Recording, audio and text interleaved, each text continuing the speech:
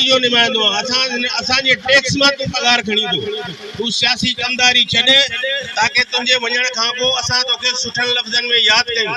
असां हितां जे नुमाइंदनि खे बि हाणे वार्निंग था ॾियूं त तव्हांजे वाठनि ऐं तव्हांजो किरदारु हाणे जेको आहे असांजे अॻियां सुठो न आहे।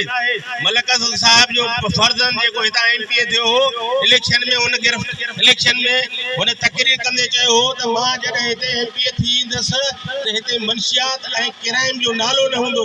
तव्हांखे यादि हूंदो त हू जॾहिं MP थियो आहे हुन खां पोइ हिते क्राइम अरूज ते वधी वियो आहे, मनशियात अरूज ते वधी वई आहे। छा तोखे माण्हुनि इन लाइ जेको आहे वोट ॾेई तोखे हिते असेंबली में मोकिलियो त तूं असेंबली में वञी ऐं तूं पंहिंजे वाठनि खे मुक़ररु कर त हिते जे माण्हुनि में जेको आहे तो बेचैनी ऐं बदअमनी ऐं हिते जेको आहे बदअमनी पैदा कनि, क्राइम कराइनि ऐं जेको क्राइम करे ऐं जेको क्राइम ओपन थिए उनखे आज़ादु कराइनि। छा तव्हांजो कानून सिर्फ़ु ग़रीब माण्हुनि लाइ आहे?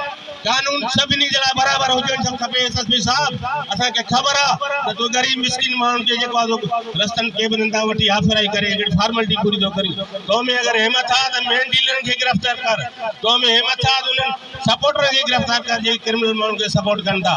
असां तव्हां मुतालबो था कयूं त जेकॾहिं 48 कलाकनि जे अंदरि जेको क्राइम थियो आहे ऐं हुन में जेकी माण्हू इन्वॉल्व आहिनि गिरफ़्तार न कई त पाकिस्तान पीपल्स पार्टी शहीद भुट्टो जे प्लेटफॉर्म तां असां उहा तहरीक हलाईंदासीं सभिनी शास्त्रियुनि सां गॾिजी जो तोखे हिते हिकिड़ो मिंट वारो असां बर्दाश्त न कंदासीं। असां तव्हांखे वरी बि चऊं था त बाबा हिन शहर में अमन बहाल करायो।